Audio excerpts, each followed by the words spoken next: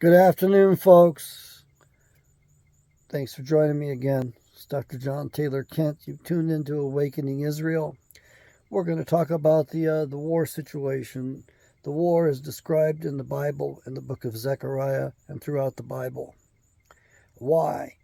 Because most of us are running around thinking that we're the latest and the greatest and the baddest in the world and we can do whatever we want. And we think we're good, and we're not. We're doing the wrong stuff. As evidence for that, I point you out Haiti. If we were good, we would back off completely. But we won't do that. They don't want us there. The 3 times our military has been there, they've had nothing but trouble, and they're tired of us. They don't want us there. There's no sense going to Haiti. There's no humanitarian thing possible. All you're going to be doing is empowering the elite dictatorship. Let those people sort out their own problems. Allow them self-determination. If you truly believe in freedom and self-rule, self-determination, then let Haiti take care of Haiti. No, it's not a very good place. It certainly could use our help, but we don't know how to help it. We help ourselves, and we exploit them. We leave fatherless children behind. And it looks like we would like to get in there so we can get their oil. Yes, exploit their reserves. Let them develop their own oil. They'll have the money to clean up that country. The people's standard of living will come up much higher. We owe them that ability to determine themselves what they want for themselves. And you got both the Chicons and the Russians in there doing actual humanitarian aid.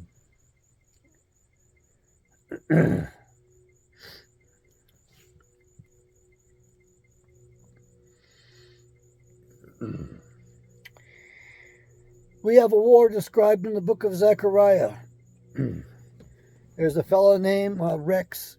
He's done an in-depth study right down to the words, including the real meanings of the words and the measurements conveyed in those words. And he's actually come up with a nuclear war written 2,500 years ago in the Bible. He's done a good job. I don't need to do it. I don't have the time to do it. It was his insight. The Holy Spirit moved upon Rex Tibosaurus to do that. And I suggest you avail yourself of that. I believe it's a 3-part video. I've watched 1 part, maybe 2 parts. But what really, really gets me is how he shows you how the multiple independent reentry vehicles are described accurately 2,500 years ago by the prophet. You need to understand something. You've been fooled. You've been deceived. You're being told you're the greatest country in the world. You're the greatest set of fools in the world. I'm sorry to tell you that. We've all been fooled. We've all been had. We've been played pretty harshly, too. There is no money. Stop kidding yourselves. They're doing something wickedly different this time. And so while commodities should be increasing in value during such a time as this, they're actually decreasing slightly or maybe holding steady. And so they're doing something quite a bit different. The pension funds of Europeans are already destroyed. They don't exist. They have to issue more phony money over there to make things happen. And it's coming home to roost. By increasing the value of the dollar, the Biden administration's, they're insane. They don't seem to understand that you want a dollar to devalue little bit by little bit. And when it does that, you have more exports, more trade with the world. Excuse me. But when the dollar is stronger, it attracts more dollars here. And the dollars that come here are not going to get invested in anything. They're going to compete with the other dollars already here for a limited supply of goods. So we're going to see inflation really take off like a rocket. What we have right now is nothing compared to what's going to be coming. And we've got it coming. You and I know that we turned our backs on Yahweh. The rest don't know that. And when they realize that, they're going to be angry with us. It's just the way it's going to be. And they have no idea how to get back on track. They need to sit with the Bibles and read it for themselves. No one else can read it for them. No one else can read it to them. I had a whole lot of videos in which I read books of the Bible, and I uploaded those, and most of them didn't make it here on YouTube. That's because the devil and his children own YouTube. All of these interlocking corporate boards are loaded with the devil and his children. They're controlling everything. If you really want freedom, then you don't turn to the government. And you require the government to respect confidentiality. And you take away the ability of these applications to interfere with people's confidentiality and to deceive people about how they're operating. And you take away their ability to sell the data and make money on it. I'm sorry, but we've been sold out. We've been defrauded. Our real money has been stolen from us. We had 80% of the world's gold in the United States of America. But we got the bankers come over from Europe. They took us over. They own all of our institutions. They've corrupted everything, including the people and the fabric of our society. The fabric of our civilization has got such big holes in it, it's ready to be ripped apart. It's pretty much done with. I don't see any saving for it. Now, Adolf Hitler was able to put the genie back in the bottle and restore the German family. And the women in Germany loved him for that. There were other things that went on. But at this point, I don't trust the report that we get from the historians. I think there is a lot of distortions, a lot of lies built up around him. And so it's going to take a long time, probably another century, if we get the country back, for the historians to sort it out enough to tell us, to figure out the truth and be able to tell it to us. The fact is that the Jews declared war on Hitler before he came to power. The fact is that it's the Jews in the Bible that are cited as the troublemakers, not the chosen ones. You need to read that Bible a little bit more carefully.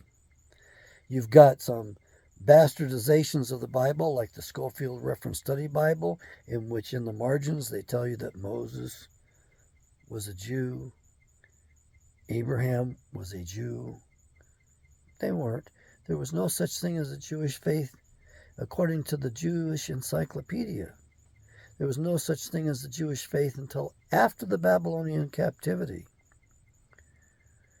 Read that book again and see what it says. And we have another landmine in there, and that's the word Gentile.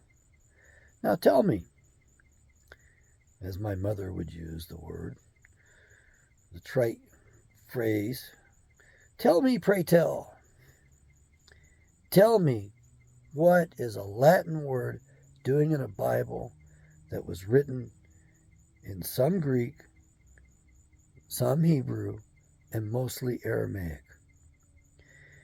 This is a Latin word which means non-Roman citizen. And yet it's in the Bible, and they say that's supposed to mean non-Jew. Well, it reveals what they think of the rest of us, that's for sure. But it doesn't tell you the truth about us. You can read Paul where he declares his citizenship. And if you read that carefully, you'll see that it was quite a bit different than what we all thought. He was a Roman citizen. He was a Jew. And he was an apostle, follower of the way. You'll want to call him a Christian. I don't, because it was a cuss word back then. He was a member of the faith of our fathers. Yahshua never talked about Christianity. He talked about the faith of our fathers, and he talked about himself as being the way. The only times you have the word Christian mentioned, they're actually in there as derogatory terms. So when my older brother told me there should be no such thing, there never should be such a thing, called Christianity, called the Christian religion. That's why. Now that's real advanced thinking. It's on the outside, so don't go bantering that about too much. It's on the outside, the fringes of our knowledge. And it's something that could be argued. Okay? We don't have to agree upon everything. But if you read it in context, you will realize that the followers did not call themselves Christians. You'll realize it was the Roman pagans deriding them, calling them Christians.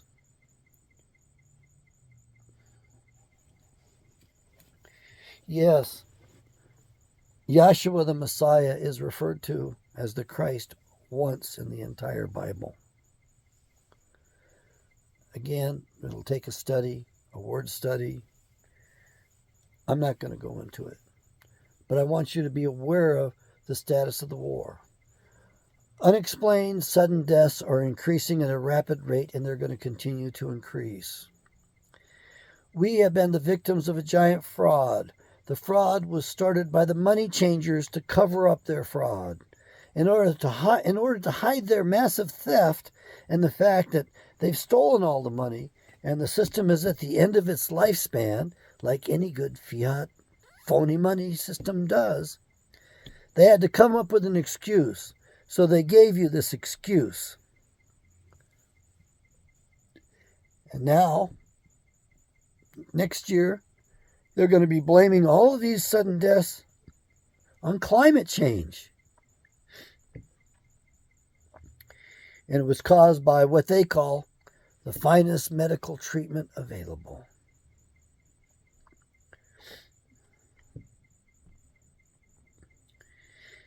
Go look at the death benefits. Go look and see what the life insurance companies have been paying out. They publish that. You can see the increase in deaths, and you can see the age range of the increase in deaths. And by the way, if you're employed, the higher the chance of you suddenly dying. Talk about being unfair. And if you're in your 30s or 40s, pretty good chance of dying, sudden death. And we've got college-age athletes, sudden death as well. So again, this was done to us on purpose. And now we have the New Yorker, fabulous liberal rag that it is, with an article touting we have to forgive people for making mistakes during the COVID pandemic. Hogwash. We need to research it. We need to come up with the charges. We cannot forgive any of it. It's called self-defense. This is a war. It's an atypical war. And we may get a real old-fashioned war here. We got one in the Ukraine, but it may be coming here. In which case, if it does, the prophet Zechariah describes it for you. Go read that short book. It's in there. Yes, Lorraine's growling a little bit. Good girl. She hears voices on the street. I need you to read the Bible. You need to understand we're closer to the end game than what you think. Although an older brother who's read the Bible a lot, we see a lot of Old Testament prophecy that has not been fulfilled yet, so we think it's a ways off. So we're really not sure ourselves. But the fact is that the end of this earth age is coming rather quickly, and it's not caused by anthropomorphic climate change, anthropomorphic global warming. It's actually the result of the cycle of the earth through the galaxy, through the Milky Way. And this happens every 12,000 years. And the result of that is an increase in carbon. It's not the they're claiming that carbon causes it. No, carbon is the immediate result afterwards. And because it's so closely associated, they can lie to you about that one and claim that carbon's causing it. You realize that there was a thing called the Carboniferous era, and in that day and age, forests covered the entire earth. The trees were choking out everything else. And we've had different periods, different earth ages in which the carbon level was much higher, and the oxygen level was much higher as well.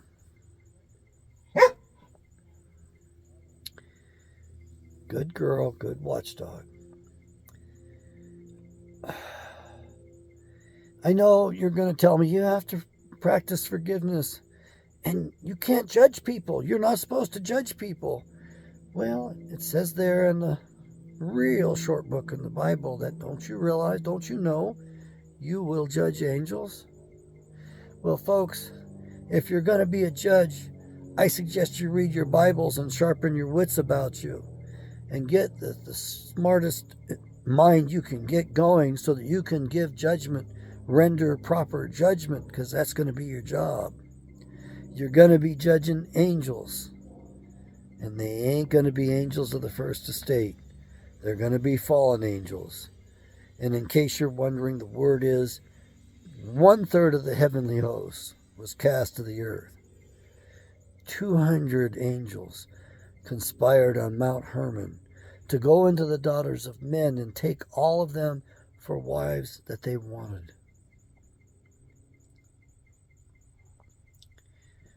So if you think you're going to go after just the fallen ones from Cain and Esau and Ishmael, there's a lot more to it than that.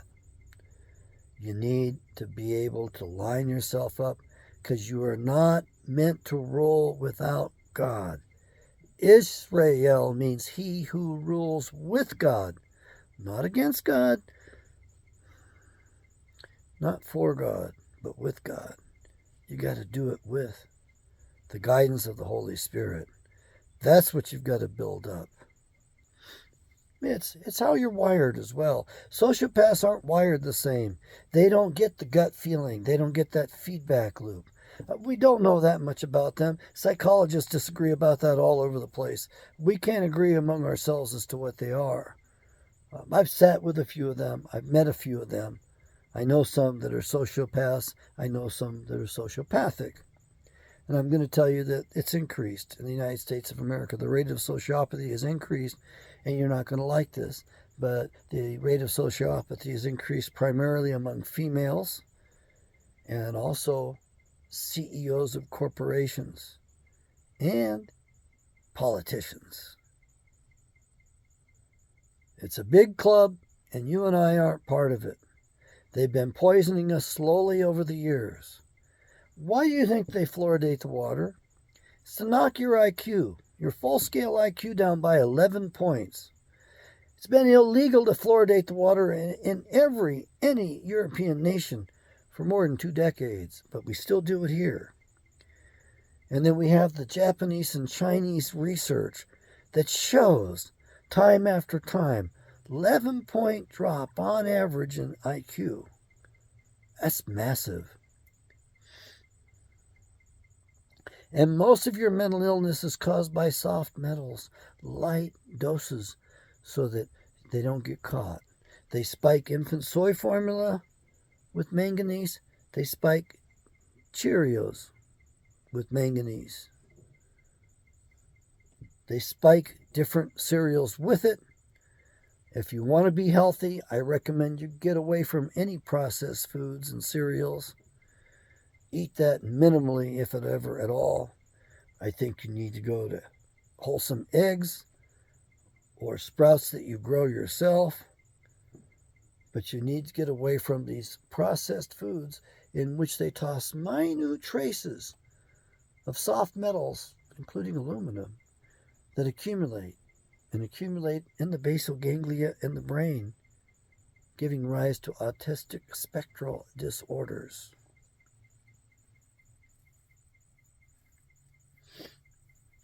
And why do you think they put mercury in you as well? The mercerol, it's also to slowly poison your nervous system.